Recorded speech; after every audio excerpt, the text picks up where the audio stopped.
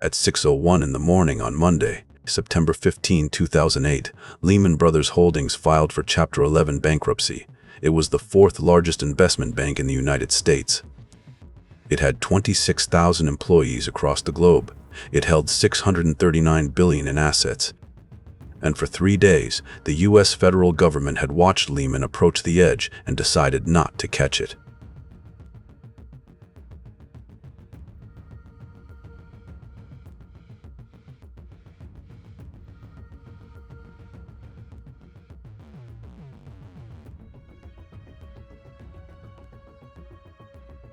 Lehman Brothers began as a dry goods store opened by a German immigrant named Henry Lehman in Montgomery, Alabama in 1844. It survived the U.S. Civil War. It survived the Panic of 1907. It survived the crash of 1929 and the Great Depression. It survived World War II. It survived the dot-com crash of 2001 and the attacks on September 11th from offices 4 blocks from the World Trade Center. By 2007, it was one of the most profitable investment banks in the world. Under its CEO, Richard Fuld, Lehman had developed a reputation as the most aggressive and most profitable of the major investment banks. It paid its traders and bankers more than almost anyone else on Wall Street. It consistently beat its profit targets.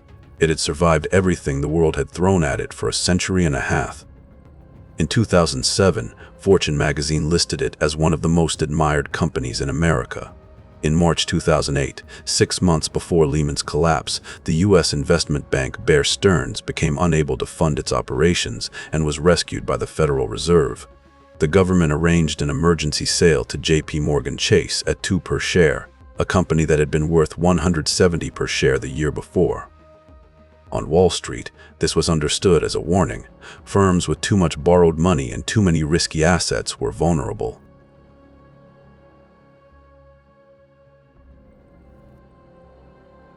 Lehman's response to Bear Stearns was not to reduce its risk. It was to increase it. The firm had spent the previous 2 years investing heavily in mortgage-backed securities, financial products tied to the U.S. housing market. By 2008, it held more real estate risk than any other major investment bank. In August 2007, as the first signs of the housing collapse appeared, Lehman's CEO told investors the firm was in fine shape. He was believed. For a time.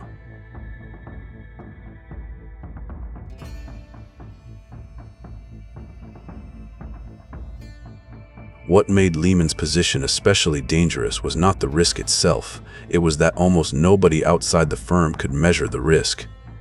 The products Lehman held were so complex and described in such technical language that its own credit ratings, the independent assessments of its safety, remained at investment grade until days before the collapse.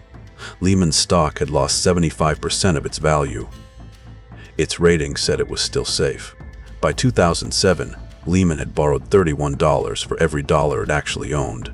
In financial terms, this is called a leverage ratio of 31-to-1. It held $680 billion in assets, supported by only $22.5 billion of its own capital. This meant that if the value of its assets fell by just 3%, Lehman would be technically insolvent. It had no margin for error, and in 2007, the asset it held most of, U.S. residential property, had begun to fall.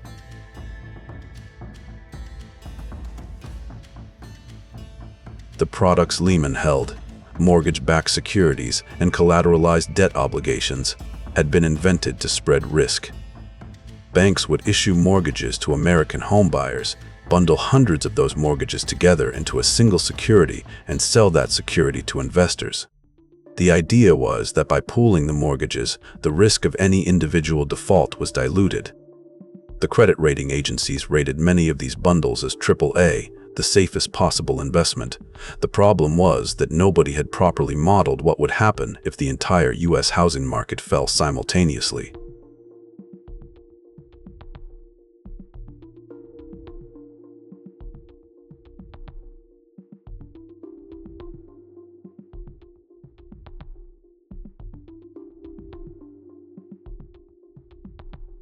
By the weekend of September 12, 2008, U.S. Treasury Secretary Henry Paulson and Federal Reserve Chairman Ben Bernanke knew Lehman was 3 days from collapse.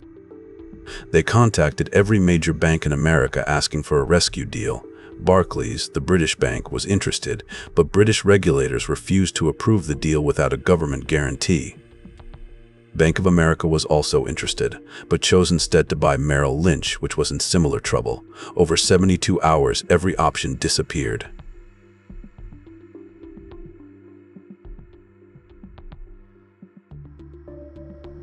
Paulson's decision not to bail out Lehman was deliberate. After rescuing Bear Stearns 6 months earlier, he had concluded that Wall Street needed to understand that the government would not guarantee every failed institution. The political pressure against further bailouts was intense. He let Lehman fail. The following Monday, as markets opened around the world, the consequences became clear. The Dow Jones fell more than 500 points that day, its worst day since September 11, 2001. Within a week, the U.S. government would spend $85 billion rescuing AIG, the insurance company that had guaranteed Lehman's products.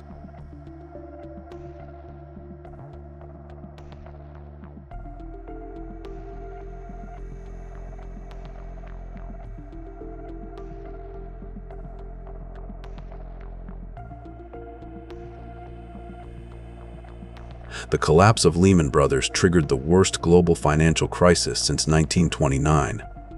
Global stock markets lost $10 trillion in value in the following week.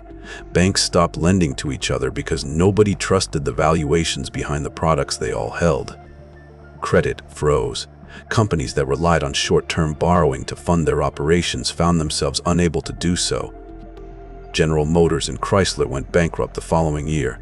U.S. unemployment reached 10%.